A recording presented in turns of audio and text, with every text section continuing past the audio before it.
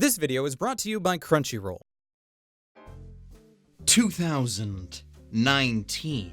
A very long year it's been. A very long decade, but we're not talking about decades just yet. We started off this year very strong. There were a number of really great shows at the top end of this year, following up the absolutely amazing year that was 2018. Some people might remember how difficult we had it at that point in time. Comparing it to last year, we may not have had as many great shows, but we had a lot of good shows. But, as I like to do, I wanted to go over some of my favorites from the year, look at the year as a whole, and normally I have a very set format of how I like to do that. But this year, I thought we would try something a little different. I thought that we would look at the year of 2019 and all of the anime that came out in it, or at least the ones that I watched, in the most 2019 way possible. And how are we going to do that? A tier list! Because when I think 2019, I think tier lists. Yeah. So I think I actually have this set up quite nicely. I got Frosty there on the top for the absolute best of the years, and I got 4 other tiers to divide things amongst, and then the bottom one is just for things that I didn't get to watching. Because there was a surprising amount of anime that came out in 2019. Like, look at all this anime. And this isn't even everything. We'll get to that at some point in time, unless I forget, and then we'll figure something out. But, like, there was a lot of anime that came out this year, and I gotta go through all of it.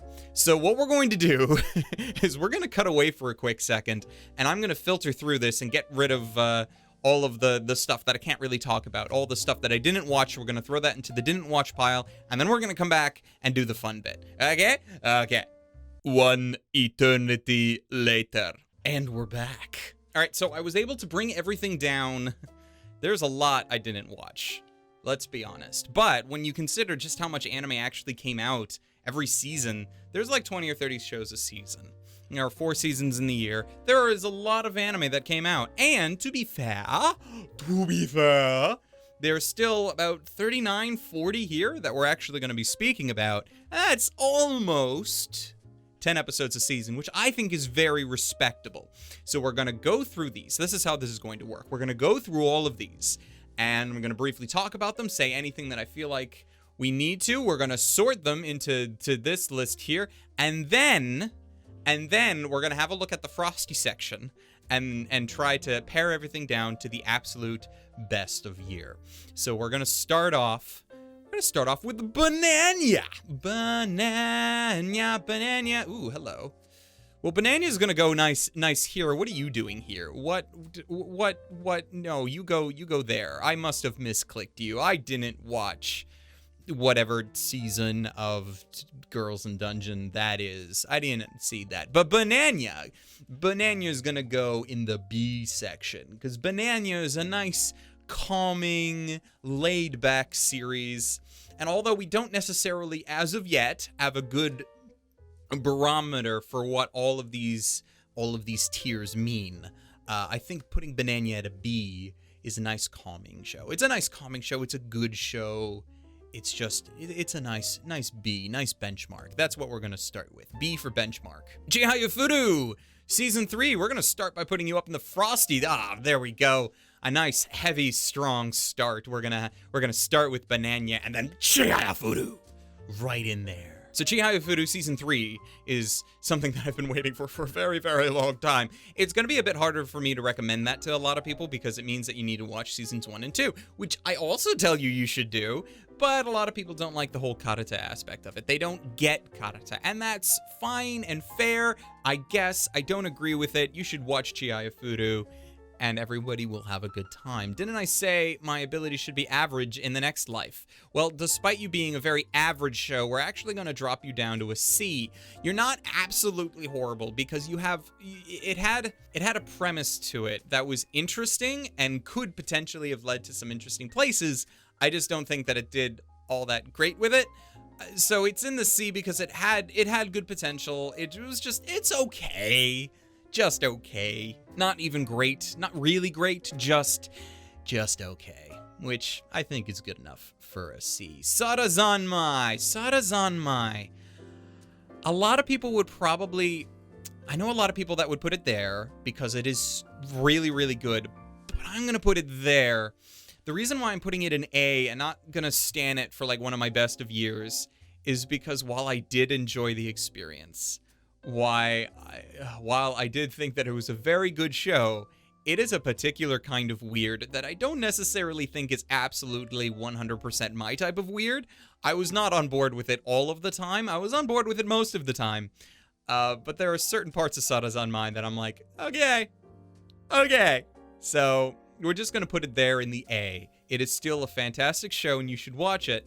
I'm just not going to stand behind it as one of my favorites of the year. So that's why it's going to go there. Carole Tuesday. Carole Tuesday. That's another show that probably belongs there, but I'm going to put it there in the A. Not because, again, I don't think it is the absolute. Now, not that I don't think that it's not a good show, because it is. I think maybe something that I want to make very clear as we go through this list, Frosty is literally my favorites of the year. So anything I put into A is not bad. It is just not necessarily my absolute favorites of the year. Things that I will be like, yes, that is best of year. So while Carole Tuesday is very good, it has great music to it. It's unfortunately behind the Netflix paywall. So the availability was a wonderful thing because Netflix is like that. And we'll continue with that further down the list. But while it is a great series, it is not my absolute favorites. But we're going to put it there in A. A is a good place. A is a great place. And that's where it's going to stay. I'm basically saying that because eventually I feel like I'm going to throw a lot of things in Frosty and we're going to have to dump them down to A. And I want to feel better about myself. So Mob Psycho Season 2. This is one of those, another ones that probably belongs in Frosty because of how good it is, but I'm going to bring it down to A to continually point out that A is not bad. I did not dislike Mob Psycho 2 whatsoever. It has probably one of the best openings of the year, and it's like, it was a wonderful follow-up. The Sakuga was amazing. The story continued. It was action-packed. I loved watching it, but at the same time, it's not the kind of show that I would say this is my absolute best of year. It's a kind of show I can point to and say this is one of the best of the years. And if I was trying to devise a best of year list, not on my own personal preferences, but probably on the preferences of the community that I follow and the community that I am aware of, that would probably be one of the best of the year. It is just not a personal best of the year, but it's still great. Watch Mob Psycho 2. Mob Psycho 2 is great. Which one is this? Is this Attack on Titan? No, this is Vinland Saga. Okay, Vinland Saga, we're putting in Frosty. All right? This is one of the ones that I made a video on saying that it was a slow burn, because it is a slow burn, and some people probably still haven't watched it yet. And to be fair, it's behind the Amazon paywall. The Amazon paywall. If this was on a different streaming service, maybe it probably would have got a lot more hype, and it really should. Vinland Saga is so good. It starts off slow, yes. It starts off very slow. Its prologue is like 3 or 4 episodes, but it gets good. And I know I am slightly biased, as I mentioned in my video of it, because of where Vinland potentially is in the sphere of actual real world and how that ties into kind of my own personal family history. While I am biased in that regard, it is still an amazing series written by one of my favorite sci-fi writers because he wrote Planetes from the aughts. Is that what we're calling it now? We're moving into the 20s, the new 20s. What did we ever call it? We call the aughts and the tens? That just doesn't sound right, does it? But Planetes was from the aughts. It was one of my it still is one of my favorite sci-fi anime of all time. And now the writer decided to go and do semi-historical fantasy. And Vinland Saga is just amazing. It's animated by the same guys that did Titan. And when we get to Titan Season 3, please just watch Vinland Saga. This one I'm standing. That one's staying there. It totally deserves it. All right, Kaguya-sama, Love is War. That is also going in Frosty. That is the best comedy of the year. That also has a contender for best opening, and it has the only entry I am putting into best ED of the year. The only entry I am putting into best ED of the year, and that is its second ED. That is Chika's Dance. It is amazing and fantastic, and you should watch this series. I'm not even joking. I will stand Kaguya-sama, Love is War is one of my favorites of this year. It is an amazing series. I'm happy we're getting a season 2. I'm depressed that we have to wait a bit until it... No, wait. I think Kaguya-sama might be next season. We might get really lucky. There is... Promised Neverland is one we gotta wait for, but we'll get back to that. Now, Demon Slayer. Demon Slayer, like Mob Psycho, I'm putting there. Not because, again, I don't dislike it. Ufotable did an absolutely bang-up job with Demon Slayer. It is an amazing series. It pulls a lot of different tropes and things that makes it an entertaining watch. Like, I don't need to stand Demon Slayer. Do I? Too many people talk like this is the greatest anime of the year, and it probably is. But I like, in my personal rankings, I like to put other things a little bit higher to let people know, hey, there are other things around. So as good as Demon Slayer is, and my God, is it good, I am putting it an A, a very respectable A. It is just not going to be one of my personal favorites for the year. And that is how I am going to do this. That is how I am going to be. Some people may disagree with that idea, that mindset, that mentality. But otherwise, like, if I just move that there, and that there, and that there, and that there, we're gonna have too many best of years, okay? I have to cut it somewhere. So, personal attachments, that does not go in the B. Personal attachments and my own personal preferences of what I think is best of year do matter quite a bit in my tier list. So that's what we're going to do. Fate Grand Order Babylonia, we're going to put you in an A. Now, I personally would potentially put it there of best of year, but I also know that's a very hard sell. Like, not that other things that I'm going to put in Frosty aren't also hard sells, but, like, the animation of Fate Grand Order is amazing. It was done by Cloverworks. Their action has been great. The story is not necessarily as restrictive as I thought it was going to be, because I thought that, hey, since they're adapting, like, the 8th or 9th storyline from Fate Grand Order, that you're going to miss a lot of things. They've actually done quite a good job at making it accessible for people that don't play the mobile game, although maybe you should and fall into gacha hell with me. I'm still going to put it there because as much as I love it, it's also at the same time a kind of a guilty pleasure. It is 100% to me fan service, and I love it for that. But I also understand what it is. So I'm fine with putting that in the A. See, I'm liking a lot of things. We need more B's and C's and D's here, and I'm sure we're going to get to that. Tsurune! I think that's Tsurune. I'm going to put Tsurune as a B. That looks like Tsurune, doesn't it? One of the things that I had a problem with this list is how some of these icons, some of these images aren't always promotional material. I don't think that's official promotional material for Tsurune.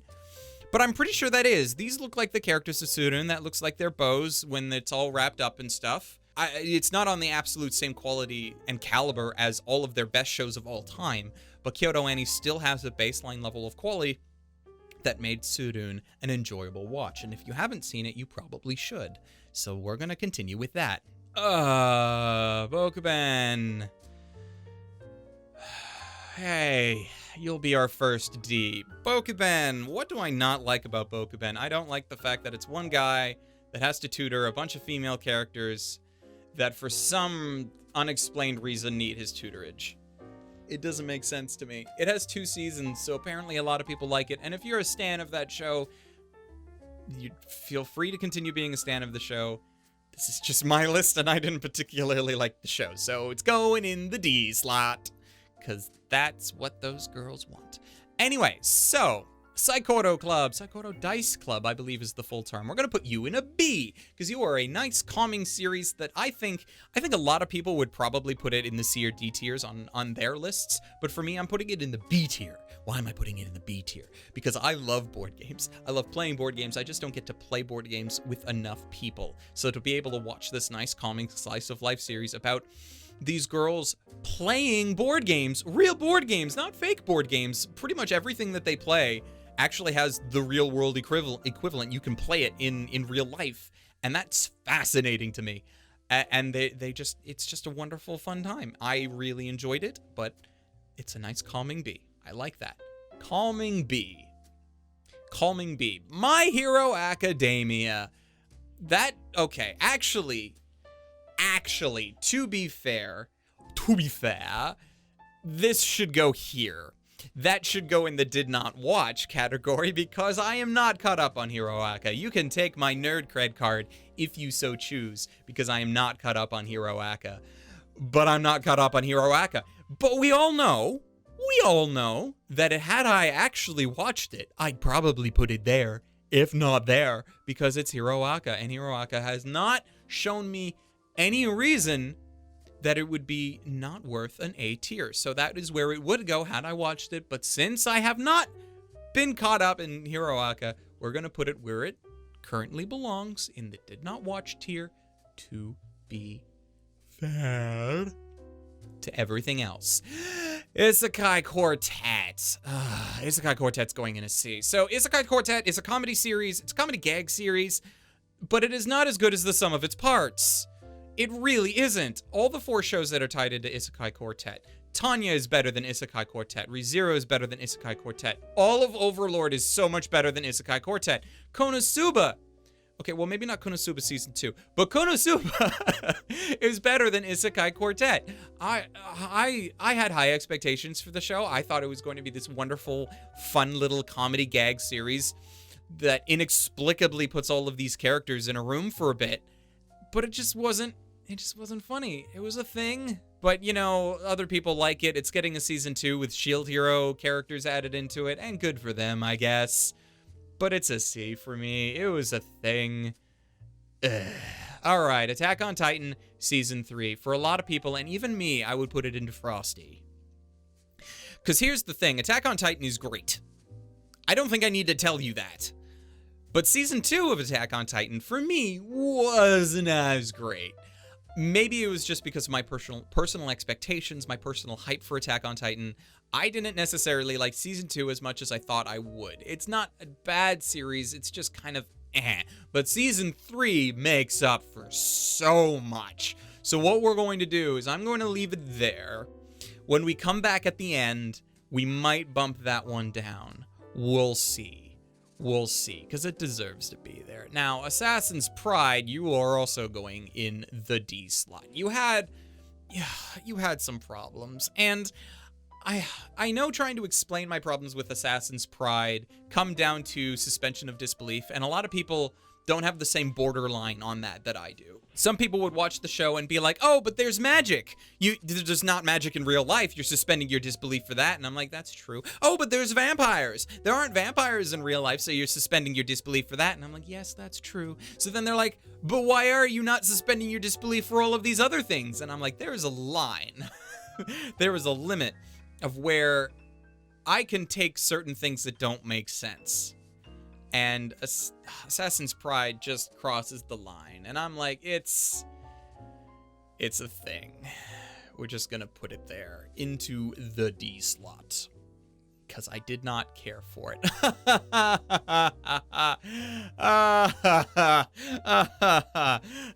2-hit mom, 2-hit target attacks. It belongs there. Please don't try and tell me it doesn't. You can look at it. Okay. You can like that show. You can enjoy it. Good for you. I did not. At all. It is not a show for me. It might be a show for you. You might enjoy it, and power to you if that is the case. It is not a show for me. That is where it is going, and I will take no arguments. Fire Force.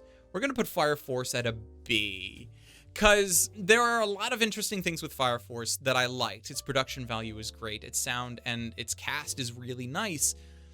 But there are a lot of things that aren't nice about Fire Force that I cannot abide by, which is why it is getting slightly bumped down from the A it probably would have got otherwise. It is not a bad show, it just has aspects to it that I'm like, okay, yeah, cool, you groped her again, great. Are we done now? And that's how I am on Fire Force. Dr. Stone! We're going to start putting Dr. Stone in the Frosty tier. Because Dr. Stone, I will not say that Dr. Stone is not one of the best anime of the year. Because it is. It totally is. There's another anime we're going to get to that I love for the exact same reasons as Dr. Stone. Dr. Stone might get moved down later on. But for now, we're putting Dr. Stone in Frosty because its premise is great. Because it also had a bit of a redemption story for me. I thought after the first 3 episodes, and I did my FR on it, I thought that I was going to drop it after maybe 1 or 2 more episodes. But then the plot and the narrative did a 180. They stopped being that like, I gotta survive against the fittest and Tsukasa and all this other stuff. And then it just became, yeah, we're just gonna build shit in a primitive world. have you ever watched the YouTube channel Primitive Technology? I think that's what it is, Primitive Technology. Something like that. Have you watched that? And how, like, weirdly entertaining that is, just watching this guy make clay pots and houses and stuff? They did that, but anime. So they added things to it that make anime entertaining. They had people explain things. Like, even if Senku's intellect and his knowledge about things is kind of stupid and overpowered, it makes for a very entertaining show and a very watchable show. And if you weren't watching Dr. Stone, you should. So we're going to put it in Frosty for the time being. Fruits Basket. You are also going in Frosty because Fruits Basket is great. I love Fruits Basket. I think Fruits Basket is an amazing series, an amazing readaptation of something that I did not think that we were going to get. I was a fan of the original Fruits Basket. I loved it a lot. I am very happy that not only do we get a readaptation with better animation to it, but you kept the cast. Funimation licensed it, and they kept the dub cast, which to me, oh, thank you. Thank God for that. Because in Japanese, they did not keep the same cast. They recasted everybody in Japanese. So I can't even, like, have some tie back to the original series, but this new one gives me that little bit. That little bit. I've bashed on Funimation a lot this year, but this is the one thing I'm very happy that they did. Props to you, Funimation, for that one thing. And thank you. Fruits Basket is amazing. Probably, I think out of most things I'm going to dump in the Frosty tier for this year, I don't think I'm bumping Fruits Basket down. I think that has to stay. Ooh, Savage Maidens. Maidens in their Savage season. You are also going into the Frosty, not because I am biased because of Mario Kita, but I am kind of biased because of its writer. I actually thought that Mari also directed it. That actually got me into a bit of hot water not too long ago because I wasn't thinking. I thought because, you know, she's also a great director. She directed Makia from last year. I stand that really hard last year. And for whatever reason, I didn't double check and think that she also directed this one. So that got me feeling a little bit embarrassed because it's a really well done show. And I liked it a lot. It covers a lot of social taboos in a scenario of a bunch of high school kids that we see a lot, but it covers this weird, unique topic matter and subject matter that we just don't see. And I love the fact that we were able to see that. I'm very happy that the show exists and more people should watch it. So that is why it is going in Frosty. I love it a lot. Oh, Lord El-Mellol, you're gonna go and see. Okay. I love Fate. Hey, Fate is up here in the A, the other Fate show. But Lord El-Mellol Case Files, I would normally put it in D because of certain problems that I had with it, but it goes in C because there are a lot of production things that elevate it ever so slightly. The actual character designs in the animation is good when it can be. The music is phenomenal. The cast is amazing for what they were given, but the narrative is garbage. I did not find anything actually of worth from the stories within Case Files. A lot of it was anime only from what I was told, and didn't even follow the original material, which I thought was weird. It tried to be this mystery whodunit in a fantasy world, in the Fate universe, basically, and it didn't do a good job. To me, it felt like, oh, if we just say words like who done it, how done it, why done it, then that would be good enough and you'd have a mystery story. But you don't, and it didn't get that. And it's like, oh, but if we cameo from all these other different Fate properties, people will like it. And I'm sure people did. I was not one of them. You're going and see. That's how that's going to go. Dumbbells! Where do I want to put Dumbbells? I'll put you also in C. You weren't so bad you need to go in D, but you're also not absolutely amazing. So, Dumbbell, you'll get a C from me. You are entertaining enough for a C. Kemono Michi. Okay, so Kemono Michi would probably go here normally, right? But there's a banker character that looks like me.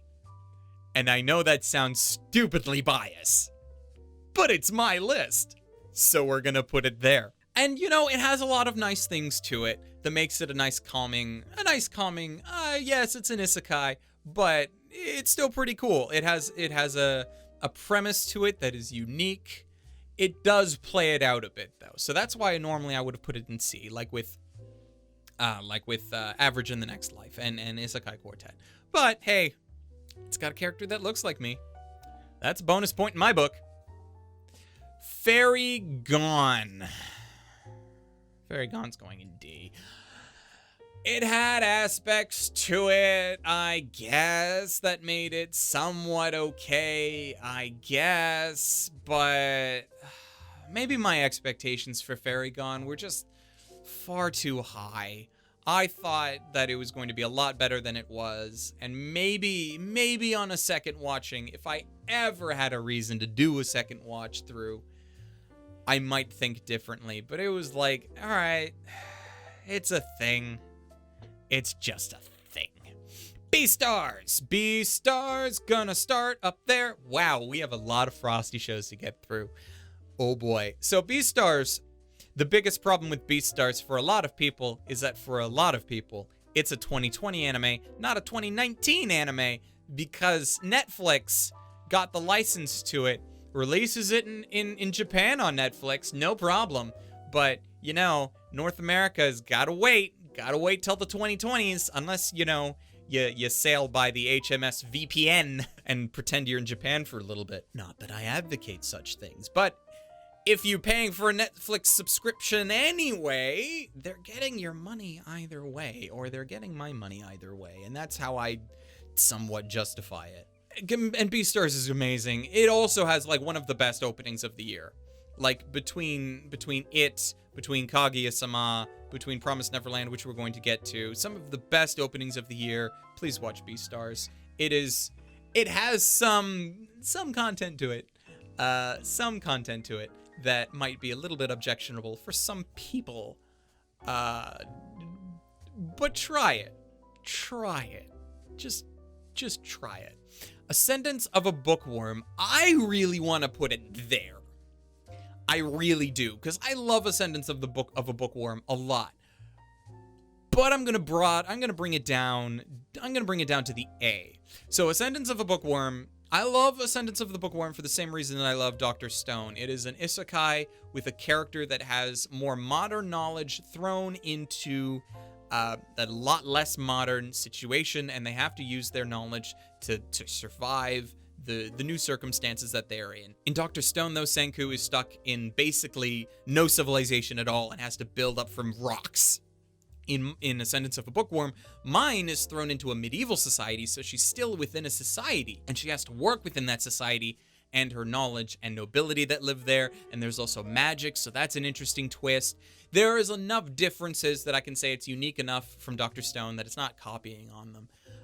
But there are still a lot of similarities, and I like it for the similarities. I've been enjoying Ascendance of a Bookworm a lot, so we're going to put it in A, because I think that's a good place for it. Psycho-Pass. I think Psycho-Pass is going to go there. It does a lot of things that I liked, right? It might not be the perfect place that I wish that Psycho-Pass went to, especially after Season 2, but my problem with, like, the middling entries of Psycho-Pass is that it doesn't build upon anything. It's very safe. Psycho-Pass Season 2 is very safe, and I don't like that. I didn't like that. I like that Psycho-Pass 3 goes in weird directions. It might not go in those directions in a good way, but I'm happy that it went in those directions. Yeah, maybe on second thought we'll drop it to a B. Yeah, I think that might be a better place for it. Yeah, okay, we're gonna do that, and we're going to move on. We're going to move on. Oh, you're going in the D slot, my friend. I have to put you there. I hated you. I hated you. You know, I did not enjoy you at all. I thought you were dumb. Some people might like it. I can't even remember the name of the show. Thankfully, I'm going to be editing this and putting titles up top. At least I hope I am. Future me. But, oh God, I did not like that show. I did not like it at all. Not a bit. So that's going to go there. Okay, Seven Deadly Sins. Seven Deadly Sins. Oh, wait, no. Seven Deadly Sins, I think, is a nice B. It is a nice continuation of the series and the franchise, and I liked it for that. But I didn't think it was something that was absolutely far-reaching amazing. It is just good. It is just good. It's just good. Not great. Good. One Punch Man. Season 2. You're gonna go and fit into that slot. So, One Punch Man. One Punch Man Season 2 is a show that fell beneath the weight of its own expectations. The expectations for One Punch Man after its first season were so high. The expectations were on the top of a mountain, and Season 2 is so far below sea level, it's not even funny. It can't even see the expectations that it had. And I feel like that's why I need to put it at a C and not a D. I know a lot of people would probably put it at a D, but it's like, it's not that it's a bad show. It's an okay show. Season 2 is okay. It just didn't meet the expectations that were laid after Season 1. And that is why there is so much disappointment for me on that. If you remove that, it's just okay. It's just okay. So we're gonna put it at a C. It is just okay. Kotobuki! See, I really like Kotobuki, but it had a lot of problems with it, so I feel like it goes in the A slot. Maybe we'll drop it down to a B. Yeah, we're gonna drop it down to a B, because it has a lot of jank to it. Its story is not amazing. Its overall story is not amazing. Its characters, when they're given spotlight, is really good. If they're given spotlight, which they aren't always usually, like, if at all, except for a couple of the main ones, the cast is huge and they don't give enough time to develop the characters. The overall story is alright, but not great. The animation can be jank even if it looks great at times. So I'm gonna put it at a B, because for some reason, despite all of that, I still enjoyed myself. I still watched it all the way through, and I had a good time. So we're gonna put it at a B. We're gonna put that one at a B. With Boogiepop. No, Boogiepop I'm putting at a C. Boogiepop and me have a weird history. So the original Boogiepop Phantom came out in the aughts. I think the original Boogiepop Phantom came out in 2000. And I watched it around the same time that I watched Serial Experiments Lain. And for me, I thought at the time that they had kind of the same thing going on with them in that they are a lot deeper than they seem. But for whatever reason, Boogiepop Phantom, along with a different older show, The Galaxy Railways, is on a very short list of anime that I keep trying to watch, but get bored and can't force my way through it. So I was very much looking forward to the new Boogiepop, because I thought, hey, it's a readaptation. It'll hopefully fix some of the problems that I had with actually being able to stay awake and pay attention to it. But it didn't necessarily. It is another one of those, it's a thing. I was hoping that it was going to be better. At least better for me. It has a very big cult following in certain places on the internet if you find it. And for a lot of people, it's a great show. Good enough to get a readaptation after almost 20 years. So that's got to tell you something, but not for me. Not for me. Dororo! Dororo is gonna get put at an A. More people need to watch that. It is very good for what it is. And what it is a readaptation of... Oh boy, did that come out in the 60s? I feel like it came out in like the late 60s. It is a readaptation of an older anime, a much older anime. And I think the reason why it isn't balls to the wall amazing is because the story has been around for so long. It's almost like JoJo and things like that nature, in that they've been around for so long that other shows that have come since them have riffed on them, have taken the good parts out of them and rejigged them in so many different ways that it feels like you've watched it before, and you kind of have. But I think they did a very good job with the readaptation. It looks great. It is entertaining. It is fun. It is one of the better shows of the year. Hence, it is going in the A slot. I'm liking this. I'm having a good time. Promised Neverland. Promised Neverland is going in the Frosty slot. It started off the year. It was amazing. It had a great cast. Its OP is like Beastars, like freaking Kaguya-sama. Amazing. I loved it. I loved the characters. I loved Isabella as both a villain, and I loved her theme, her music.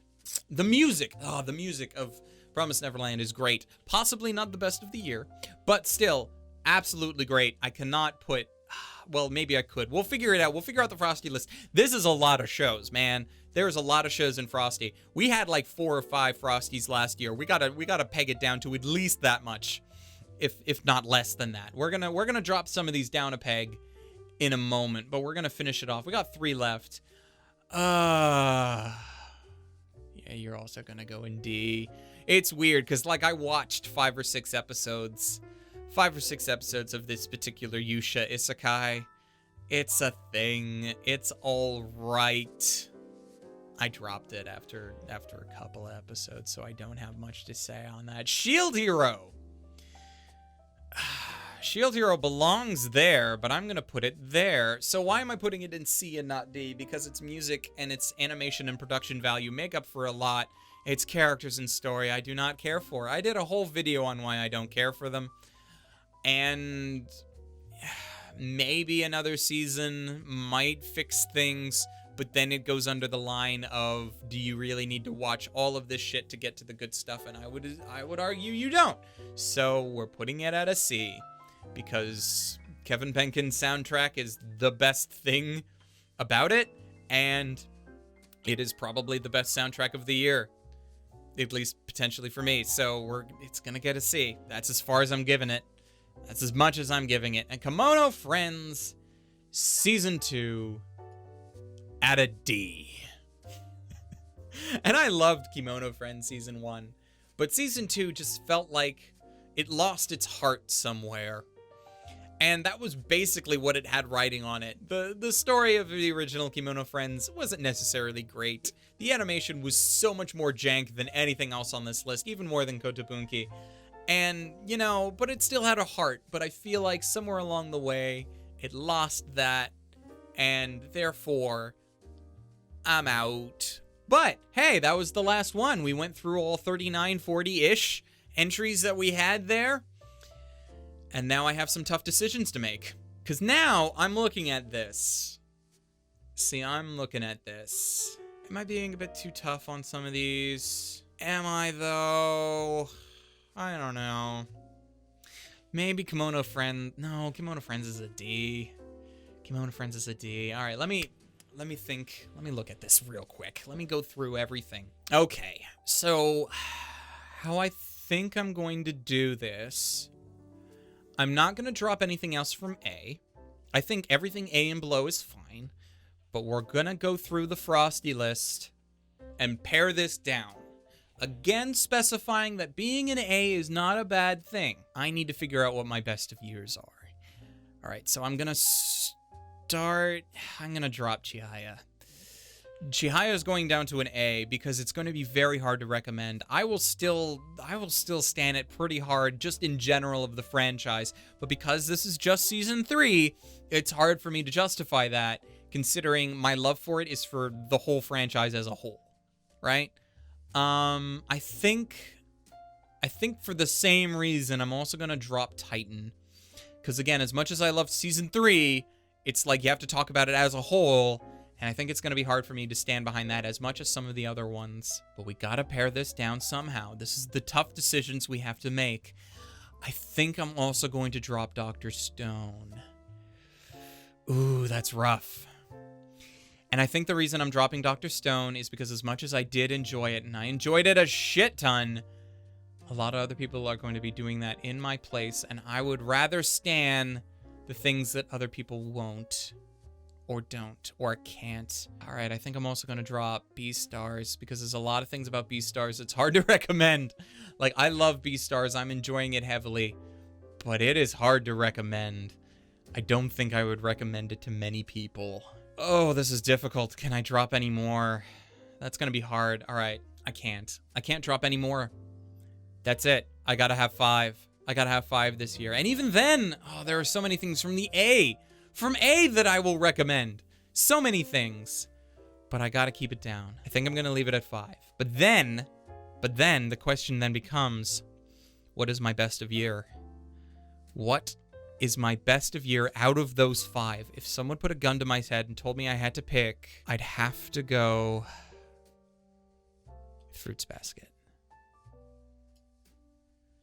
Why Fruits Basket? Well, because it is a thoroughly enjoyable experience. While there are so many things about everything else that I could pick apart and say, yeah, I didn't like this, or this might be hard to recommend, I can't say that that's necessarily the case for Fruits Basket. So Vinland Saga is very violent in a lot of cases and might be a bit too slow at the start for some people. That's fine. Kaguya-sama is a comedy series and as such might not be to your humor, and that's fine. Savage Maidens covers particular social taboos that might make people uncomfortable, and Promised Neverland might go to some dark places.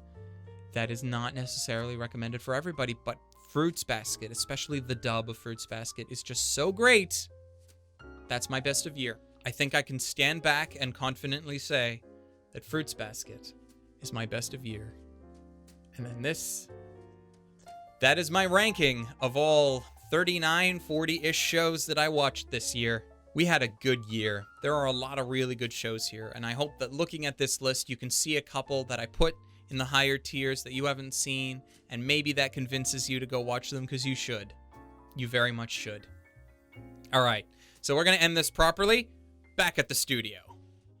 So, wow, okay, that took longer than I actually expected. But this video is not yet done. We still have a couple of things to cover, including, of course, our wonderful sponsors over at Crunchyroll. Crunchyroll just happens to stream a very good majority of, most of the anime that I thought to be actually good this year, with a couple of exceptions. They don't have Vinland Saga, they didn't have Dororo, they don't have Beastars, but they have most everything else. So there will be a link in the description where you can get a free trial of their premium service so that you can watch everything that I've talked about today that is on their service now that, the year is done and you need to catch up. Because you do. So thank you to Crunchyroll for that. And I did want to point out one more thing. One thing that this tier list did not have, however, is it didn't have anime films. It was relegated purely to anime shows, which is a shame because two really good films I thought came out this year that I would like to give praise to as well, which includes The Rascal Does Not Dream of Bunny Girl Senpai film that came out, I think, around mid-year. It's hard to tell because when we get the films, it's different from when they actually come out in Japan. And of course, the best film of the year, which also deserves a Frosty, and I can't justify not giving it that, so I think we're up to 6 now. Promare. This was the film I went and ranted about in a separate video. I have to give cred where cred is due, and Promare is c'est magnifique. It is great, and if you haven't watched it, you should at your first available outing, first available option, first available something. Go watch Promare. But if anybody asks me what my favorite anime of the year is, under the assumption that they're not talking about films, Fruits Basket is it for me. Though the other ones, of course, I will be standing for this entire award season, this entire end of year huzzah that we on the interwebs have to try and celebrate the previous year. I have a lot of anime that I liked, and I'm going to do my best to let people know. So that is it for me. Thank you very much for watching. Thank you to my patrons who not only support me in what I do, but allow me to continue to do it all of this year, previous years, and hopefully into the future. I want to thank you all, because you are great and amazing. Specifically, though, as I like to do, I want to give particular shout-outs to Hector Montemayor, City Yamako, Rifen Bonaparte, Rune Jacobson, Calhoun Boy, and Richard Emile Bradley for being especially awesome. This might be the last video of the year, and if it is, I hope you have a wonderful end of year and a wonderful New Year's. But just in case it isn't, look forward to what comes in the future, either before or after New Year's. But until then, watch more anime and stay frosty.